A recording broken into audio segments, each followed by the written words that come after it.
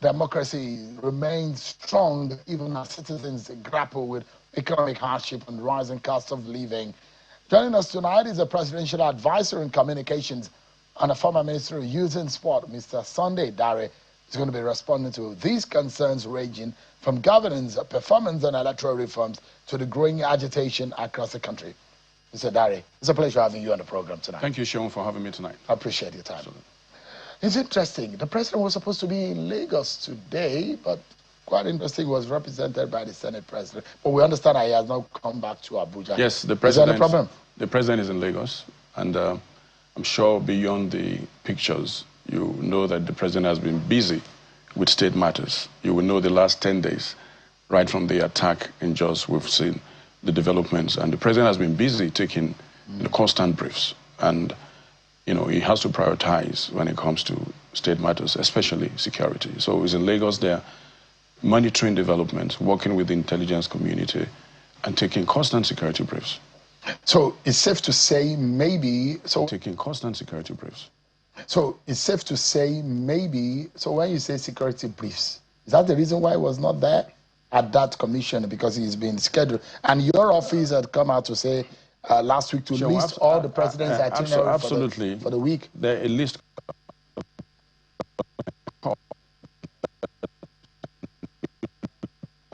is the issue of security. When you get the fact that from Jos, Kaduna, Niger, we have seen developments that are unpleasant, the president has decided to make sure that he's giving constant briefs, working the phones, and also meeting and engaging, because decisions have to be taken in a timely fashion, and that can be done in the absence of the commander-in-chief of the armed forces.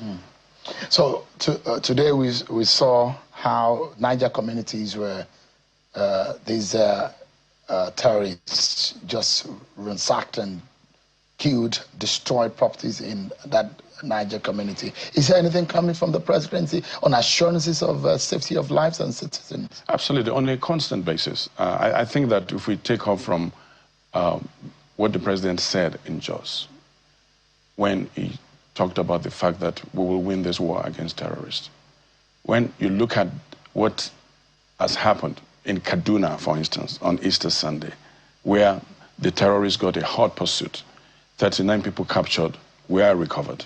When we look at the various operations, Operation Hadankai, taking place, Operation Safe Haven, all the corridors and theaters of war, you see a president that places primacy on ensuring that our security men and women are alert and following through.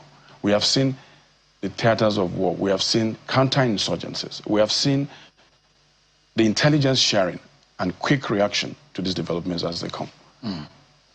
Does it not concern this government when it does look at terrorism making a mockery of the president promised, for example, to people on Plateau State and said, look, this will never happen again? And just the president hardly left the atmosphere and the air of Plateau State had hardly simmered around him when there is another attack. Shaun, you know that the insecurity this country is facing now predates this president. You've been here as a reporter. We're looking at 5 presidents' ends. And I keep saying it, when it comes to insecurity, there's no silver bullet. What is important is, what is the government doing about it? Yes, it wasn't just. We've seen our security forces deploy. We've seen the different layers of security connect. We've seen efforts. We've seen terrorist leaders being killed, neutralized. That is ongoing. Of course, these attacks do occur, but we've also seen over time there's a confinement to the North Central corridor. When you look at it in the last 3 months, there's a confinement, and that's because in the Northeast-Northwest corridor, there's been very successful counterinsurgencies. So they're moving through Birnin Kebbi, moving to Niger, moving to Kwara, and those have become the centers of operation. And our intelligence and our security forces are following through. I think the work of the president is clearly stated and done, to provide that leadership, to provide the resources, to provide the equipment, but also provide assurances. The president wants this to stop, and that's what he did in Jos. He made that assurance. It doesn't mean that immediately all of it is seized. Governance, statecraft, so can we, like that. as a leader, when he says this will never happen again, that's because he knows. Can we take his word for it? You can take his word, and I think he said that happened the again, president also said that based on the fact that he is abreast of the commitment of resources, abreast of the firepower, the use of technology, the Alpha jets, the Toscano jets, is abreast of what the intelligence community has been able to achieve. And he knows with all of this, that assurance led him to also give that promise. So can Nigerians take the president for his word? Absolutely. In terms of security? Yes, they can. And I'm giving you an example. Yeah. I mean, so they can take him for his word. Mr. Dari, put it on the table. The president said, look, this will never happen again. Yes. In less than 24 hours, it did happen. People were killed again in that same state. No, I'm not even talking about what happened in Niger. Is there any... Are we drowning or we are winning? We're winning. We're winning. The figure says otherwise, Mr. Dari. No, but I can also give you... This year I can give you another figure. You know, for every figure of data, there's another data, and there's a counter data. And I can give you data. This year alone, in the last 3 months or so, 67 top terrorists neutralized. Between last year and this year, over 700. Just yesterday, 500 hardened terrorists were brought to the Federal High Court in Abuja to be prosecuted. So the mop-up is ongoing. The neutralization is ongoing. The is that when you mop up,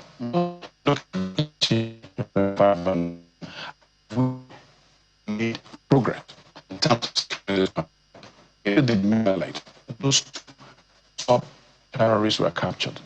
When we got commendation from the US and the UK, it shows that our intelligence and security was working. The net has been spread wide. Alero's son, one of the most notorious terrorist leaders, was annihilated 2 days ago. Kachala, one of the most notorious. And that's what happens. Even when the US prosecutes war, they go for those that are the leaders, because once you cut off the head, then you can take care. And that's what is happening. We're seeing smart war part of our military. We're seeing the employment of drone technology, satellite images on an incremental basis. So that progress is appreciable. But again, there's no silver bullet when it comes to insecurity. And I'm wondering what, as those American soldiers that are on the ground, the boots on, what effect that has had, the help that the American government is giving Nigeria in terms of prosecuting the war against insurgents. I don't know what has become of that, because when we say we love, I personally, because I'm from the North Central, and I know that terror attack have come home just few minutes away from our own community where I come from. In Okunland?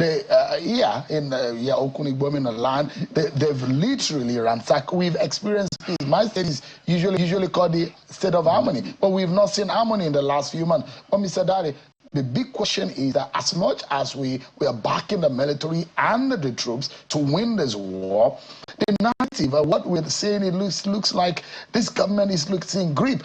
Is this government able to come out plainly to say, look, we're having a challenge and complain to Nigeria, Nigerians help us, we are losing grip? No, the government is not losing grip. Flip it. Rather, this government has a grip. Mr. Dari, the figures in 2025, just for a moment, are the figures in 2025 and 2026, where we have over 1,000 more people have been killed in Nigeria due to violence and insurgency compared to 2023 figures and 2024. Is actually alarming, Mr. Dari. How do you tell Nigerians by the figure? And you're the man who understands what facts and figures says. We have more people that have been killed by this government than we've had in the last 3 years. So that figure, of course, that you've mentioned, but also we must also flip it and look at the figures of what our military has done. Imagine if they had not taken out those 2 top terrorists, if they have not annihilated and neutralized another 114. Imagine if we had not had successful counterinsurgencies from Borno to Zamfara. Imagine the successes we've had from the theaters of war. If these prosecutions had not taken place, we've moved from an era where nobody is arrested or prosecuted. Or war. People thought terrorists were gone. Now they're being prosecuted. Whoever thought that we had arrested 500 hardened terrorists? They were brought to to justice the other day, and that's ongoing till the end. So, like I said, every country has its own insecurity challenges. What is important is, what is the government doing? And we have a government under President Bola Tinubu that is doing something. He did announce weeks ago that beyond the trip to Turkey, he has spoken to the French president. We're getting support from there. The president is working the phones, talking to leaders, because in this war against terrorism, and you forget, Seun, it's transnational. It's not confined to Nigeria. The problem we're having largely is because of the Sahelian effect and the Libyan effect. You're dealing with the borderline. Are we learning from Chadian and the Nigerian handling of this same problem? Look at Cameroon, look at Nigeria, look at Chad. Look at how they've been able to handle and fend off these terrorists. Now they are confined to our own borders. Yeah, but it's also, it has to do with the porosity of the border. But we share the same borders with this country. But they've been able to frontally which country is the most viable? Which country is most attractive?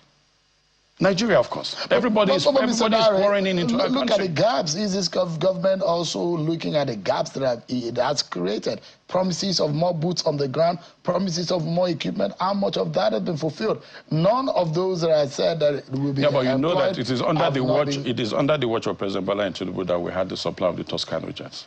As we speak, the M346 jet fighters are on their way. About 10 of them. As we speak, there's an uptick in the use of drone technology, which we never had before. That's important. Under the watch of this same president, under his watch, we have seen defense budget go up. Under his watch, we have seen recruitment into the army go up. And I think it's important that you look at Nigeria's military command and how the president has tinkered with it, especially in the last 1 year, making sure that they adapt to the new challenges. Sure, we're dealing with an asymmetric war, where they employ guerrilla tactics, and like Wole Soyinka says, it's extremely difficult to defeat and totally annihilate a low-intensity war, referring to guerrilla warfare. That's what we're engaged in. So you use both conventional and unconventional means. But we're in the point where we have a president who has also placed a primacy on the use of kinetic and non-kinetic, because it's critical beyond just, the bombers and the rest, because these terrorists are embedded in civilian communities. Well, I actually took you up, Mr. Dare, on a particular promise of this government. This government is said in its manifesto coming into 2023, we will employ more boots on the ground. When the crisis came, the president specifically ordered that more recruitment should be made. None of that has happened. No, recruitment is ongoing. It's a campaign ongoing. promise that has failed. Recruitment in the police is ongoing. The military is ongoing. It's a rolling process. These are not the things you put out there as if you are recruiting in the public service. Interestingly, security was not the agenda of your invitation tonight. But thank you for I think it's important. And I think Jos is a good departure point. The president spent almost an hour in Jos. I was in Jos. I was born in Jos. Don't let us I go know to about Jos, the problem. because there are a lot of controversy around that. There's no controversy. The president was there. Some of you have been criticized about how you have used optics to rub off on the... His visit was outcome-driven. He met with the critical stakeholders who could have met with them anywhere. Who have been driven to the airport rather than... No, we're talking about the former governors were there.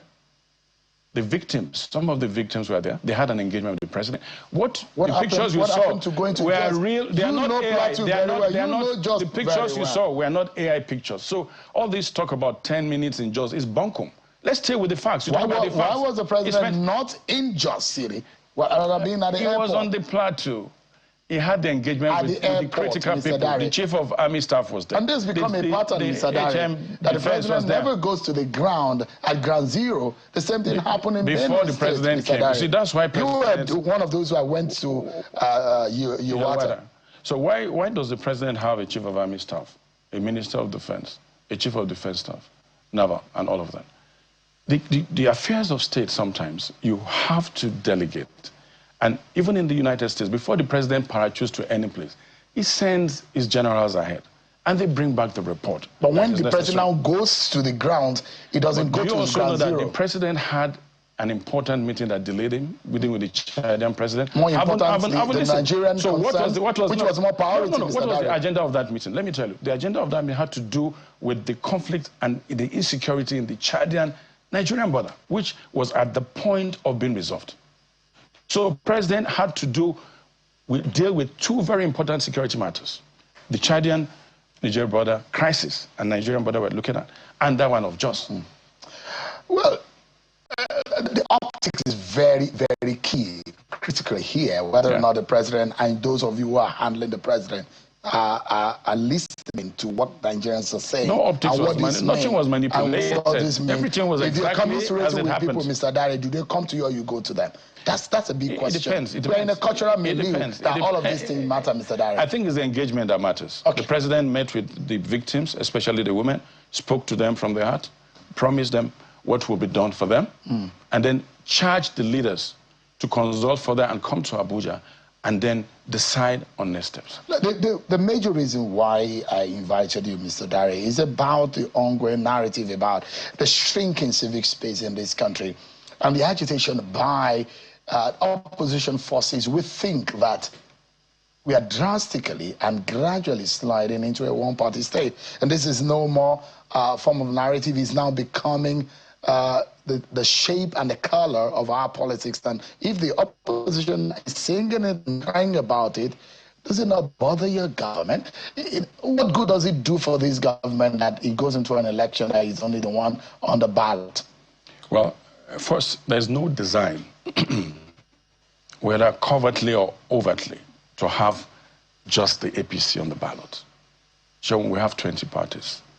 21 parties registered to compete on the ballot. Every party has a right to field a candidate.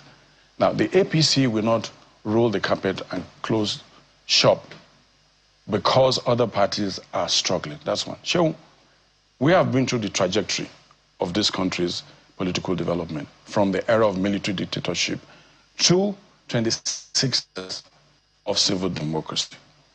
And we know clearly that democracy thrives in this country.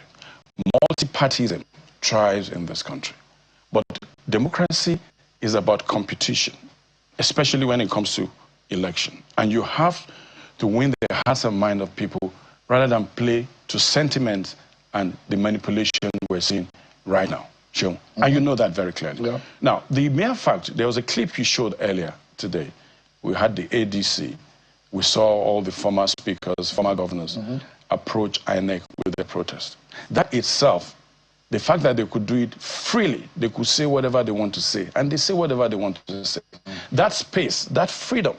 When you talk about democratic rights being limited, then you talk about people not being able to associate, not being able to protest, not being able to speak.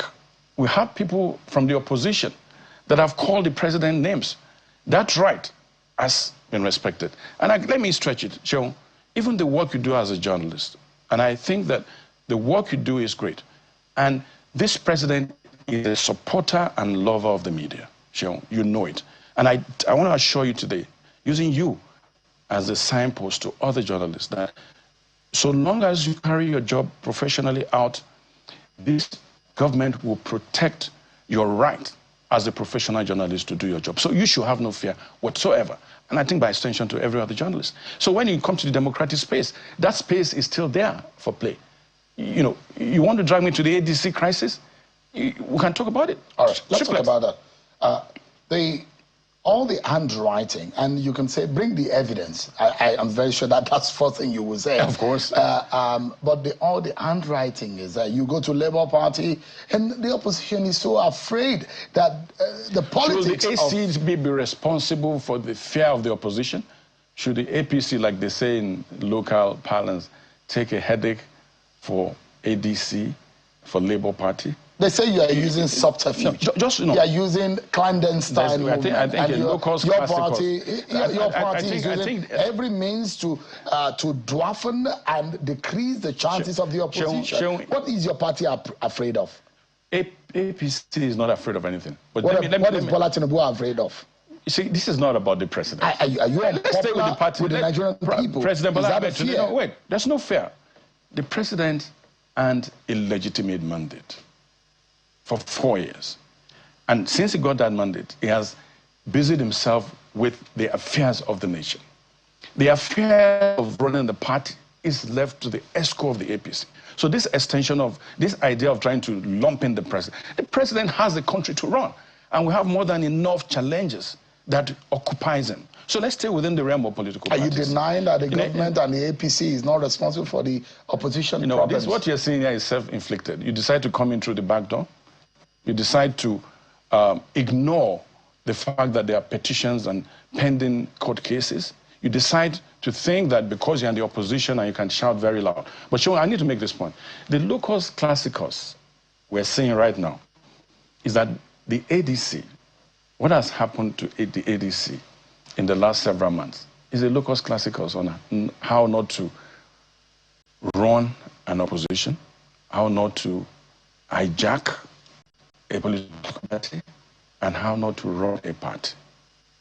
Look at the unfolding of that story. And you have a party who you're waiting judgment, you have gone to court, people have taken you to court. Rather than wait for the judgment to come forth, what did you decide to do? You went to hire a foreign lobby firm. You decided to get on the streets to protest. Then you decided to get on the public space and start attacking the person of the president. What's that the president got to do with it? Why don't you go to court and prove your case? That's the point. This will be decided.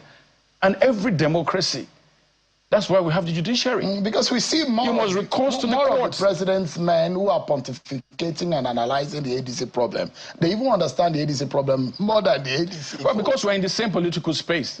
And we understand it. And don't forget that some of them on that side, on this side, conscience that is pricking you. A lot of you are analyzing and saying the court deeds, that you are the architect of some of these problems. Show what are the facts. Let's stay with the facts. But have you seen, Mr. Daddy? Let's stay away from politics. You're going to be 60 in a few months. Yes. Have you seen in your adult life our political space shrinking in this dimension? Are you worried that the opposition is really going into extinction? No, I'm not worried. Let me give you, assuming what happened last week, where the name of David Mark and Erebeshola, their names were not removed based on the judgment.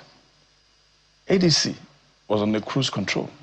They had the floor. Nobody complained at that time. You understand? But this is self-inflicted.